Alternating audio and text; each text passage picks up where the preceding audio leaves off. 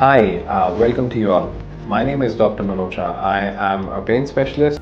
Today we are going to talk about neck pain. So we are going to discuss about what causes neck pain. We are going to talk a little bit about the anatomy of what neck is made of. Then we'll move on to how we diagnose neck pain and how we treat neck pain. So neck pain, why talk about it?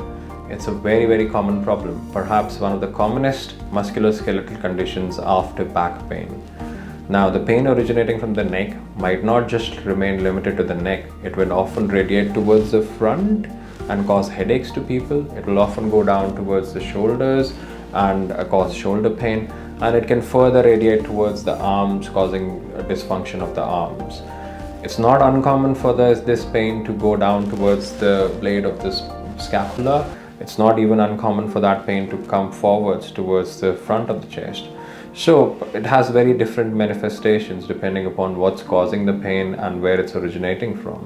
Like the pain originating from the top of the head would generally go towards the front, causing headaches, whereas the pain originating from the lower part would often go down towards the arm and the shoulders. So apart from the pain, you also get limitation of the neck movements or the shoulder movements. You can have numbness or tingling or weakness of the arms. And along with these there might be tender points which you press on and you get severe pain. So that's a very common presentation as well. So moving on to the causes of the neck pain, the commonest causes first. The common causes are muscular or musculoskeletal ones, which means there is a muscle or a ligament involved and it's been strained or there's been an injury to it.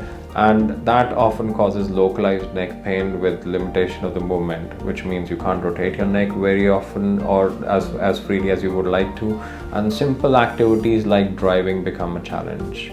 So that's a very common cause of neck pain. Apart from this, what we also see is a condition called spondylosis, which in simple words means age-related wear and tear.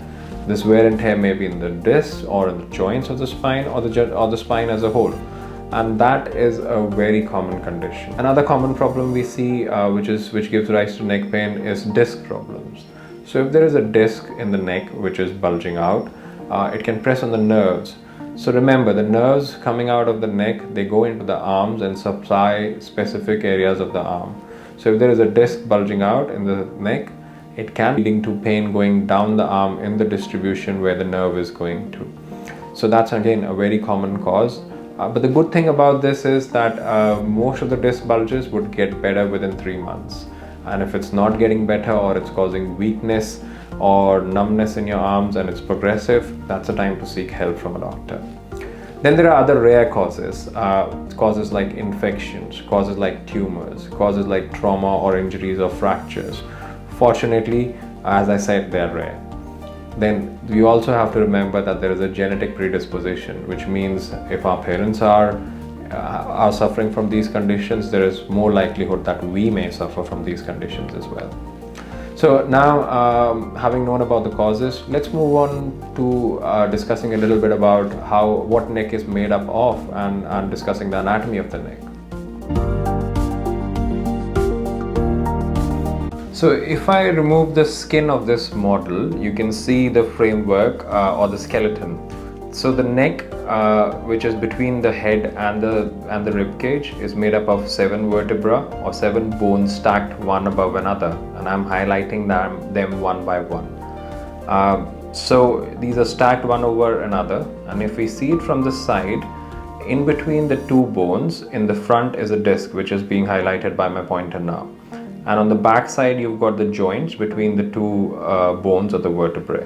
If I put the skin back, that gives you an idea of how and where we are and what we are talking about. So that's a bone, and if we isolate that, you can see the center of the bone is a bit hollow, and that's where all the nerves travel from the brain to this is the hollow where the nerves are traveling or the spinal cord is traveling. On the sides, you've got the joints which articulate with the above vertebra and the below vertebra, or the bone above and the bone below. And then if I put this back again, and I would then put the nerves on, and you can see them as yellow structures coming out of the spine, and there's lots of them. So in between every 2 bones, you've got nerves coming out. One special nerve we need to talk about is the one which goes upwards towards the head, and let me highlight that for you. That's over here. This is the occipital nerve, and this nerve often causes headaches which are localized to the back of the head, and that's a common problem which I see in my clinic, which is also called occipital neuralgia, or the pain originating from the occipital nerve.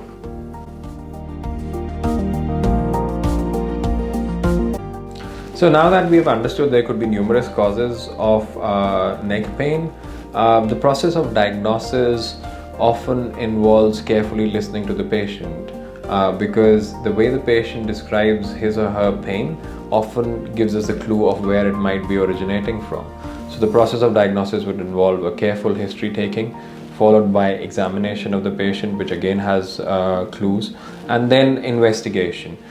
The common investigations we do include blood tests and MRIs, and often we would also ask for nerve conduction velocities and X-rays as indicated.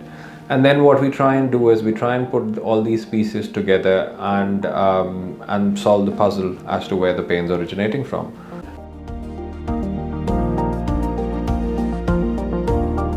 So the management would depend on the cause of the problem. Let me give you an example.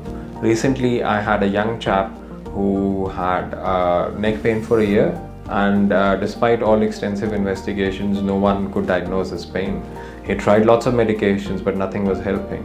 And then we happened to take his blood pressure, and actually his blood pressure was so elevated that actually the cause of his headache was blood pressure.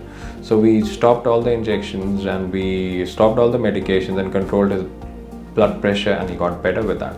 So the management would depend on the cause which is causing the headache. So let's say somebody's got rheumatoid arthritis. So apart from just managing the neck pain, we would also have to manage his rheumatoid arthritis to make him better and give him the best benefits. So coming back, most often people would need to avoid the triggering factors, and these could be simple things like raising the height of your laptop, adjusting the number of pillows you're taking so your neck is in a neutral position and it's not hanging this way or being pushed the other side because your pillows are too thick.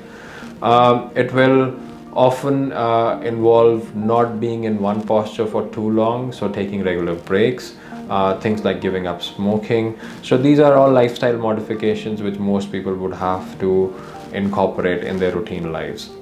Then along with these lifestyle modifications, we use medications. Medications may be simple medications such as gels and painkillers like paracetamol, or they may be specialist medications such as nerve type of painkillers such as anticonvulsants, which specifically work on the nerves. Then apart from these, we often use physiotherapy and mind-body relaxation techniques along with these measures, depending upon what's causing it. But coming down to one important modality, which is injections, which often gives people good relief and which can be long lasting. So again, the injections would depend upon the cause of the pain. Let's say there is a simple muscle spasm you have got because of a localized trigger point or a localized muscle injury. Injecting that area can give you long lasting relief, and the problem might not even come back after that. Then if the nerves are entrapped, there are specific nerves which we target. We talked about the occipital nerve in the anatomy video. So injections of this nerve can often relieve headaches at the back of the head, and also sometimes headaches which are even in the front of the head. So these procedures are OPD procedures, which means I do them in my clinic, and they're safe enough to be done as OPD procedures. Apart from these, there are some X-ray guided procedures which we do as daycare procedures. Daycare procedure means you come in the morning and you are back home in the afternoon or in the evening, depending on how you progress and what procedure you have done. So examples of these procedures include joint injections. Why we use X-rays? Because we want to be very specific where we are going, and we want to be safe. So X-rays help us localize these joints and improve our accuracy. So these are again safe injections of the joints which we can do, and they can give prolonged relief to people. Sometimes if the relief is not prolonged, we use radiofrequency ablation, which means we stop the nerves which are taking the pain signals from these joints to the brain. We stop them from working. So that's done using the radiofrequency wave, and again that's a daycare procedure as well. and that can give long lasting relief to people, often lasting for years. Then there's another common injection which we do using x-rays, and that's an epidural in the neck. Epidural in the neck is a very effective injection for nerve type of problems, specifically if there's a disc pressure, putting pressure on the nerve. And what I found is that the injections, epidural injections in the neck, work better than the epidural injections in the lower back. And often they would either give you long lasting relief, or in some cases which I've encountered, the problems never even come back as well. It depends upon what the cause is and how advanced your problem is. So using a combination of all these modalities, which I mean using medications, lifestyle modifications, and injections together, along with physiotherapy, gives you the maximum chance of healing and of getting a better quality of life. So thank you for listening, and I hope this information has been useful to you. Take care.